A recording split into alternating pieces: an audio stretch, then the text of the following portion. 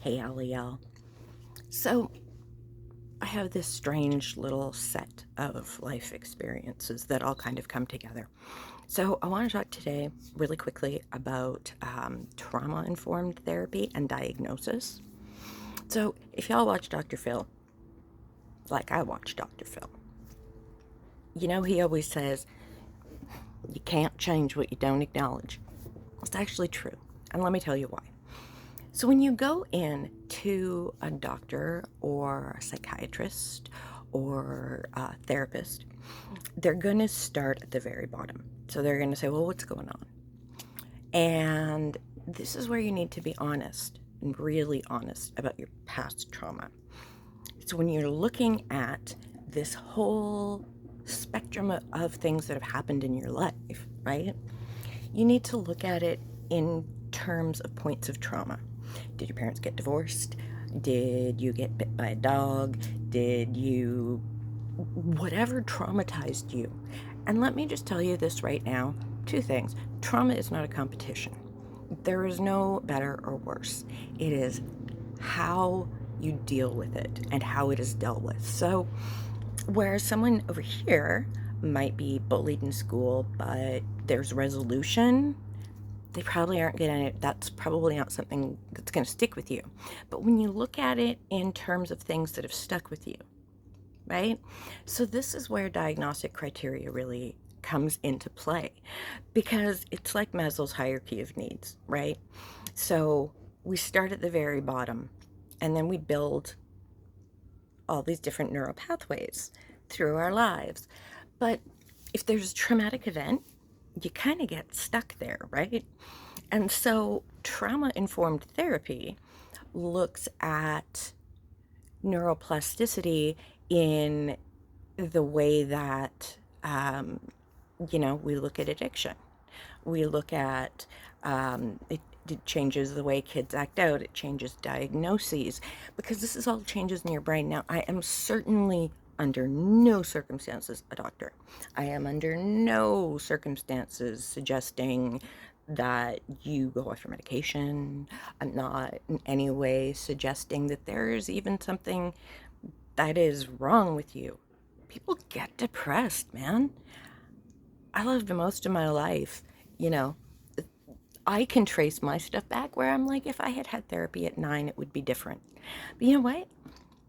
I'm not going to blame my mom for that, because my mom did the best she could. Her mom did the best she could. When we talk about intergenerational trauma and diagnosis, it's important to kind of go back and figure it out. And especially, I think intergenerational trauma has really gotten more significant. We talk about how it affects everything. So I'm not assigning any blame, right? If I had known, I would have gotten help. As it turns out, I did get help. It just took me a few more years. And when you've got health stuff, sometimes it just feels like you're not getting over it, right? And that's where, you look at, oh, spider, sorry. When you look at intergenerational trauma, you can pass down, because it's all neuroplasticity, right? You're handing down different issues.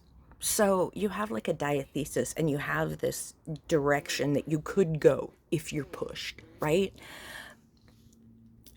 Here's my thing.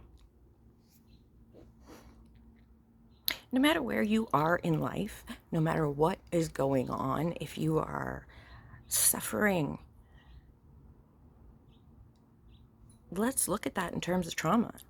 If you look at that in terms of, wow, I really didn't deal with that. And this is where somatic therapy comes in. And I think that the two are really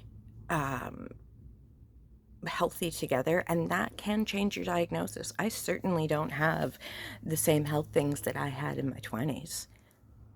My body's not there anymore. I wish my body was there, but it isn't. I wish that I had known then, what I know now, but I didn't.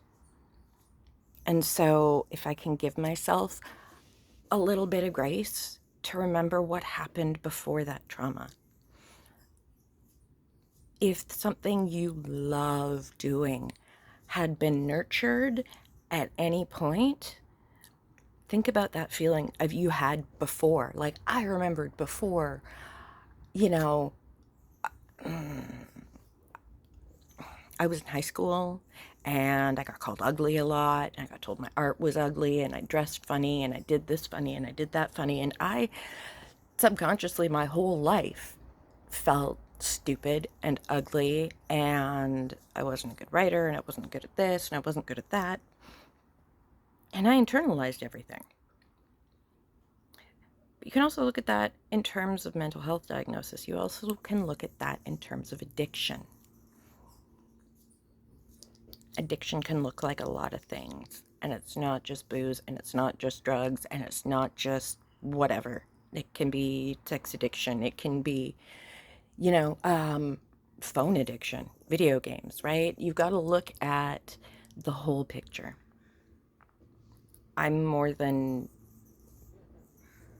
my dentures. I'm more than menopause. I'm more than perimenopause that I had. But if you're not totally honest with your therapist, you're not going to get anything out of it. And I think we all can. I think we can all heal. If I can heal from my life, good heavens. I've been through some things. My first PTSD diagnosis was when I was 15. I'm in my 40s. If I can get through this, you can get through this. There's help. There's help available. Don't give up. Don't give up on yourself. Don't give up on people who are hard to love right now, because everyone's going through what they're going through. And if you can just take them where they are and know that it is not a reflection of you, that's a really great place.